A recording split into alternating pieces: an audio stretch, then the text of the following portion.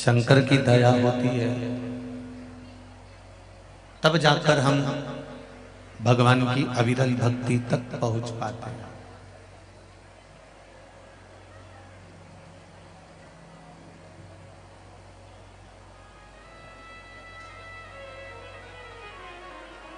जिंदगी में मानव देह को धारण करना और मानव देह धारण कर कर भगवान की अविरल भक्ति तक पहुंच जाना, ये बड़ा कठिन विषय है।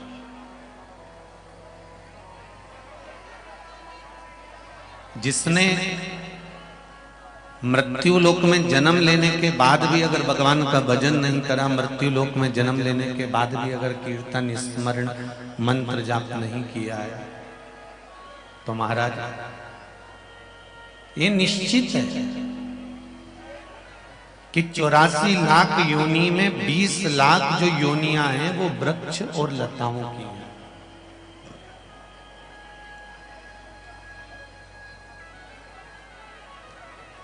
ये 20 लाख जो योनियां हैं, वृक्ष बन जाना, लता बन जाना, पेड़ बन जाना, दुर्वा बन जाना, पौधा बन जाना, ये 20 लाख योनियां केवल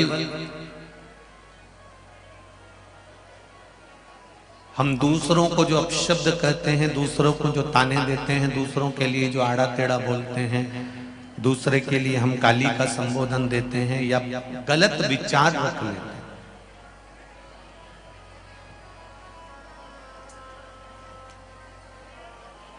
ये वृक्ष, ये डालियां, ये पौधे, ये लताएं, ये जितनी भी ये योनियां हैं, ये सब इसी को प्रमाणित करती हैं कि हमने अगर किसी को अपशब्द कहा है, किसी को ताने दिए हैं, किसी को गालियां दी हैं, किसी को आड़ा टेढ़ा बोला है, तो ये वृक्ष जो फलदार बनते हैं, जिसमें आम लगे होते हैं, जिसमें बेर लगे होते हैं, जिसमें फल लगे होते हैं, जिसमें फूल लगे होते हैं, ये वृक्ष भी भगवान से बार बार निवेदन करते हैं कि अगली बार हमको फलदार मत बनाना, अगली बार हमको पुष्प वाला मत बनाना, क्योंकि फलदार जो वृक्ष होता है उसमें फल तो लगे होते हैं पर उसमें पत्थर बहुत मारे जाते हैं।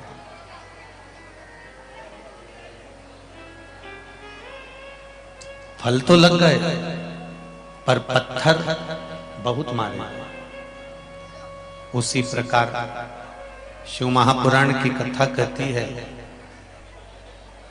आपने किसी को अपशब्द कहा होगा, आपने किसी को आड़ा टेढ़ा बोला होगा, आपने किसी को आड़ा टेढ़ा शब्द से संबोधित किया होगा, कुछ बोल दिया होगा, तो वृक्षों में भी एक वृक्ष फल वाला आपको बना दिया जाता है, जिससे जिसको आपने गालियां बकी होगी, अपशब्द कहा होगा, ताने दिए होंगे, तो वो आड़ा टेढ़ा जिसको बोला गया होगा वो आप पर पत्थर का प्रहार कर।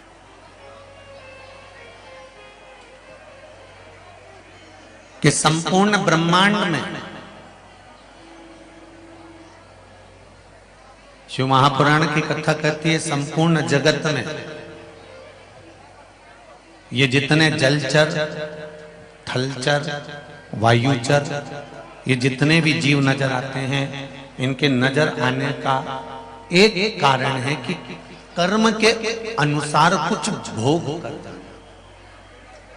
पहले भी कहा, आज फिर कहते हैं, मत बुरे कर्म कर बंदे, मत बुरे कर्म कर बंदे, वरना पछताएगा, भगवान की आंखों से तू बच नहीं पाएगा, तू बच नहीं पाएगा।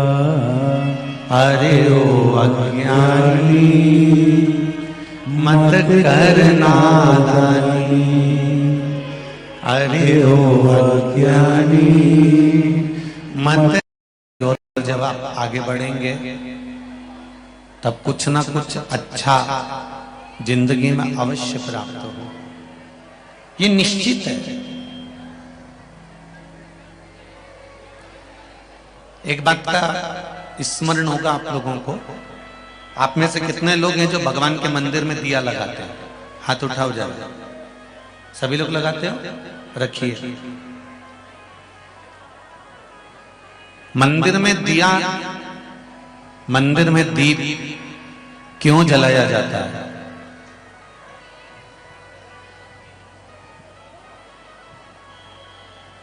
हम मंदिर में दिया क्यों लगाते हैं? मंदिर में दीप क्यों जलाते हैं? मंदिर में दीप जलाने का कारण क्या है?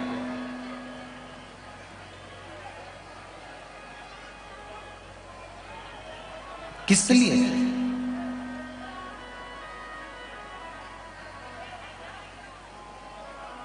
मंदिर में दीप जलाने का कारण क्या हो सकता है? मंदिर में दीप किस लिए जलाया जाता है? हम मंदिर जाकर भगवान को दीप क्यों लगाते हैं? हम मंदिर में दीप क्यों जलाते हैं? हम मंदिर में दीप क्यों लगाते हैं? आप सभी से एक निवेदन है, कथा का आज विराम दिवस है, बहुत दूर दूर से आप लोग कथा सुनने के लिए आए हैं। 10-10, 20-20 रुपए ऑटो वाले को भी दिए होंगे यहाँ तक आने का और जाने के लिए भी। मात्र 3 घंटे की कथा में से आधा घंटा तो आशीष भैया ले जाते हैं, बचते हैं 2.5 घंटे। उस 2.5 घंटे में से थोड़ा सा समय भजन में निकल जाता है, बचता है थोड़ा समय। शंकर भगवान से लगन लगा लो। पहले भी कथा में कहा था, मेहमान जब घर से जाते हैं लिफाफा तभी उनको दिया जाता है। बोलो सही है कि गलत है? बुआ जाते जाते अपने भतीजे को रुपये देकर जाती है, मामा जी जाते जाते अपने भांजे को आखिरी में पैसे देकर जाते हैं, फूफा जी जाते जाते आखिरी में कुछ ना कुछ अपने बच्चों को देकर जाते हैं। आखिरी का जो दिन होता है वो कुछ देने और लेने का होता है। और आज ही का वो दिन है गंगा दशहरे का, जिस दिन आज मेरा भोलेनाथ आप कथा प्रेम से सुन लें तो मेरा बाबा जाते जाते आपको कुछ देकर चले जाए। इसलिए स्नेह से शंभो हर हर महादेव। हम मानते हैं कि अपार जन समुदाय है। आज कथा में जब प्रवेश कर रहे थे तो कह रहे थे पूरे बुंदेलखंड के इतिहास का पहला जन समुदाय देखा है जो इतनी भीड़ अपार पड़ी पूरे बुंदेलखंड। हम मान रहे हैं कि जगह नहीं है, पंडाल फूल हैं, रोडों पर आप लोग बैठे हो, खेतों में धूप में आप बैठे हो, पर पूरा प्रशासन भी आपकी सेवा में लगा हुआ है। पूरा प्रशासन हर तरह से सेवा में लगा हुआ है।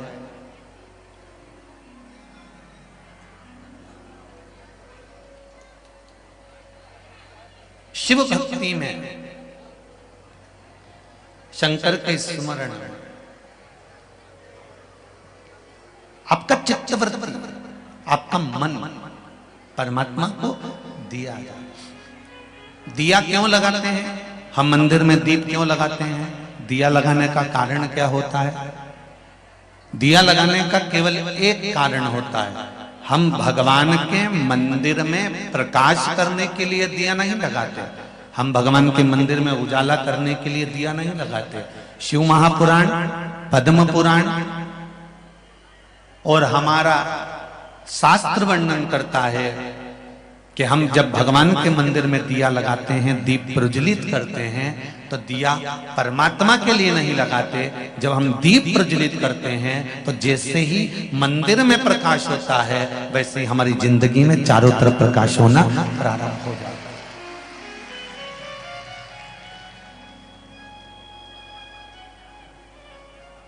दीप का मतलब देवता की साक्षी। शिव पंचायत, शिव महापुराण की कथा आप लोगों ने सुनी थी। शिव पंचायत, शिव महापुराण की कथा यदि आप लोगों ने सुनी थी तो उसमें वर्णन करा था कि प्रत्येक पूजन में, अर्चना में, यज्ञ में, अनुष्ठान में भगवान की भक्ति में सूर्य की साक्षी होना जरूरी होता है।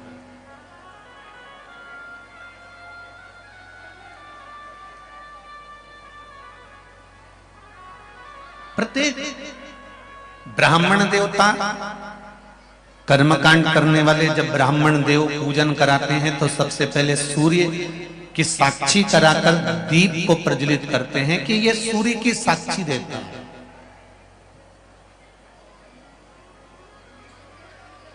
ये केवल सूर्य नहीं है, ये केवल दीप नहीं है, ये सूर्य की साक्षी देने वाला है।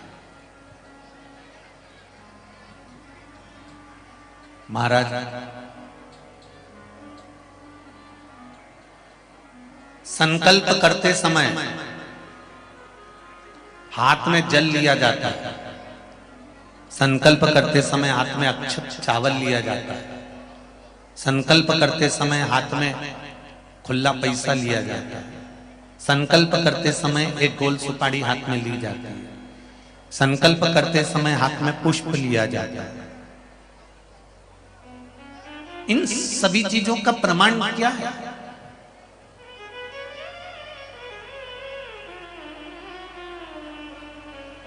क्यों इन चीजों का प्रमाण कहा गया कि संकल्प लेते समय हाथ में जल लीजिए, संकल्प लेते समय हाथ में चावल लीजिए, संकल्प लेते समय हाथ में आप कुछ मुद्रा धारण कर लीजिए, कोई सुपारी ले लीजिए, जल ले लीजिए। इनका प्रमाण क्या है? अगर किसी कर्मकांडी ब्राह्मण से पूछेंगे तो वो बताएगा इस जल में, अक्षत में, सुपारी में, मुद्रा में, पुष्प में हमारी एक पीढ़ी संकल्प देने के लिए नहीं आई है। जब ब्राह्मण संकल्प छुड़ाता है, गोत्र बुलवाता है, नाम का स्मरण ब्राह्मण देवता कराते हैं, तब हाथ में जो वस्तु रखी होती है वो वस्तु केवल एक कुल को तारने वाली नहीं होती, वो संकल्प देने वाली वस्तु 7 पीढ़ी को तार देती है, 7 कुल को तार देती है। उसी तरह मंदिर में लगाया गया दिया केवल मंदिर को प्रकाशित नहीं करता, मंदिर में लगाया गया दीप केवल मंदिर को उजाला नहीं करता, मंदिर में लगाया गया दीप सबसे पहले अगर प्रकाश देता है, सबसे पहले उजाला देता है। तो हमने जैसे ही दीप को प्रकट करा और प्रकट करते से वो दिए ने सबसे पहले प्रकाश हमारे हृदय में करा और हमारी जिंदगी में करा। महाराज जो बुजुर्ग होते हैं ना, बड़े होते हैं ना, वो हमेशा ज्ञान की बातें ही करते रहते हैं और आपको समझाते रहते हैं। हाँ, छोटों को थोड़ा सा क्रोध आ सकता है, बच्चों को थोड़ा सा गुस्सा आ जाएगा, क्या मम्मी तुम रोज रोज एक ही बात लेकर बैठ जाती हो, क्या पापा तुम रोज रोज एक ही बात लेकर बैठ जाती हो, ऐसा होता है। एक दिन एक पिताजी अपने बच्चे से रोज कहते थे, बनो तो श्रवण कुमार बनो, बनो तो राम बनो।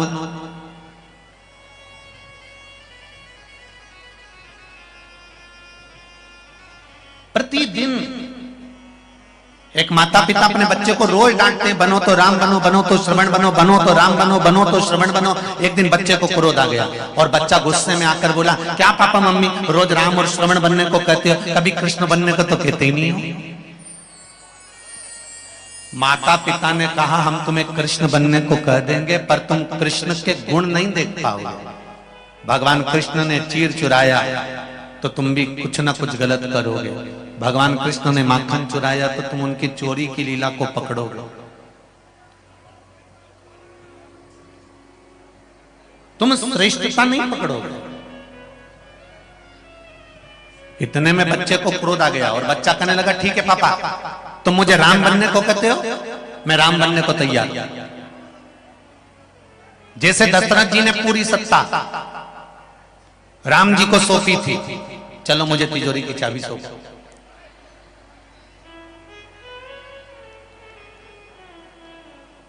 बड़ों का छोटों को जो उपदेश होता है वो ज्ञान प्रदान करने वाला होता है। छोटों को जो उपदेश दिया जाता है वो ज्ञान के लिए दिया जाता है। और बहुत समझने वाली बात है, बाजार में तुम्हारे सागर में आम की कीमत कितनी है? जम के बोलो जरा। 60 रुपए, 80 रुपए, 100 रुपए किलो। सेवफल की कीमत कितनी होगी? 60 रुपए, 80 रुपए, 100 रुपए। जितने भी गीले फल होते हैं, अंगूर है, सेवफल है, आम है, संतरे हैं, मौसम्बी है, चीकू है, केले हैं, ये जितने भी गीले फल हैं, बाजार में जाकर इनकी कीमत पूछोगे तो 100 रुपए, 80 रुपए, 40 रुपए, 50 रुपए इतनी कीमत होगी। और बाजार में ये तो गीले फल हैं। और सूखे जो फल होते हैं, जैसे अंगूर की कीमत पूछो, और अंगूर जब सूख जाए, उसकी जब किशमिश बन जाए, उसकी कीमत पूछो कितनी होगी। किशमिश की कीमत अंगूर की कीमत से ज्यादा होगी कि नहीं होगी? अरे जम के तो बोलो, होगी ना। गीले फल की कीमत कम होती है और सूखे ड्राई फ्रूट्स की कीमत, सूखे फल की कीमत ज्यादा होती है। उसी तरह एक साधारण सा युवान व्यक्ति और एक बुजुर्ग व्यक्ति, इन दोनों में सबसे ज्यादा जो कीमत वाला होता है वो बुजुर्ग होता है, क्योंकि उसकी सूख कर कीमत हो गई।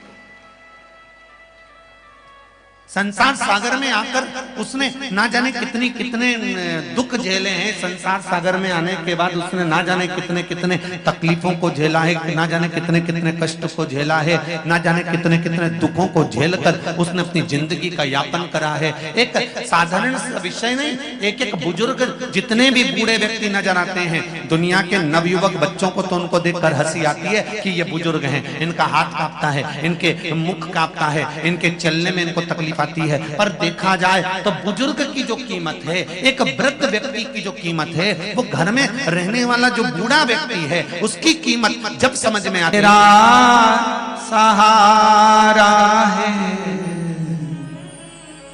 मेरी नैया का तू किनारा है, मेरी नैया का तू शिव भक्ति की कीमत को समझ में। संत, साधु, सन्यासी, तपस्वी, साधक, उपासक, इनकी कीमत को हमें समझना है। महाराज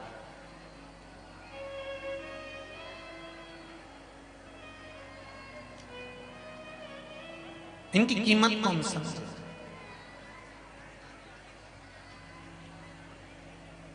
शिव महापुराण की कथा कहती है, भगवान शंकर माता पार्वती के साथ में विराजमान थे।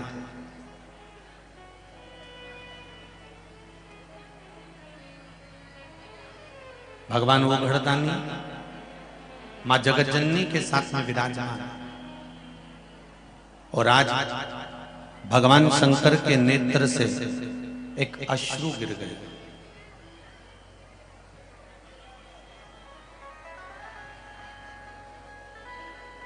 भगवान शिव के नेत्र से एक अश्रु गिर गया,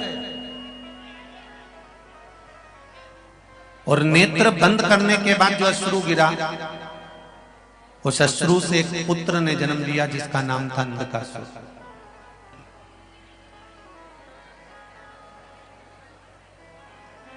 एक पुत्र ने जन्म लिया जिसका नाम अंधकासुर। महाराज पार्वती जी ने उसको गोदी में ले लिया, और मां जगत जननी पार्वती जी ने जब उसको गोदी में लिया,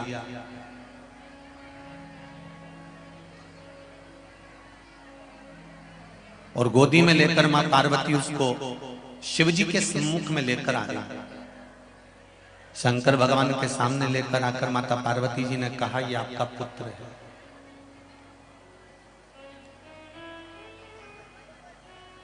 शिवजी ने कहा, पार्वती इसको ले जाकर समुद्र में फेंक दो, ये मेरे नेत्र बंद करने के बाद प्रकट हुआ है और नेत्र बंद करने के बाद प्रकट हुआ, इसलिए इसकी कोई कीमत नहीं। इसको उठाओ, समुद्र में डाल।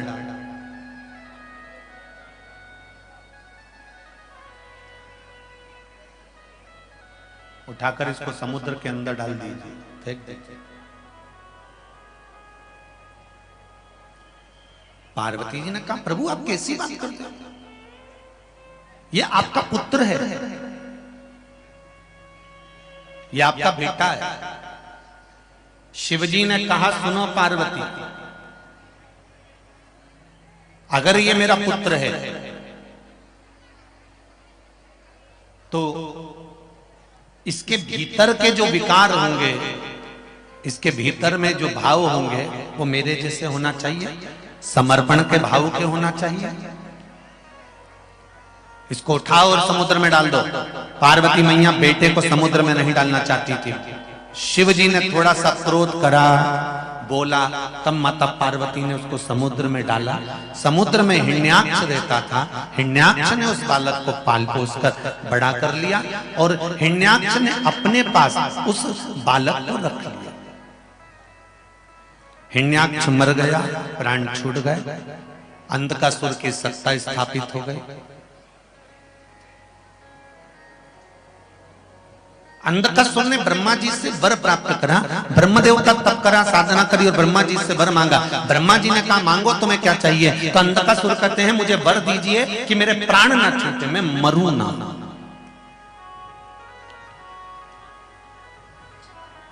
संसार सागर में जितने भी जन्म लेते हैं ना, ये पूरे इसी विचार में रहते हैं कि हम यहां पर परमानेंट रहने आए।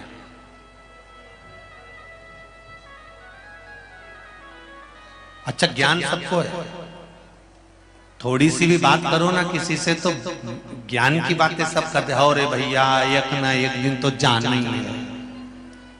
अब बताओ, महाराज जी से ज्यादा ज्ञान तो संसार के हर व्यक्ति को, कि उसको ये मालूम है कि एक ना एक दिन जाना है।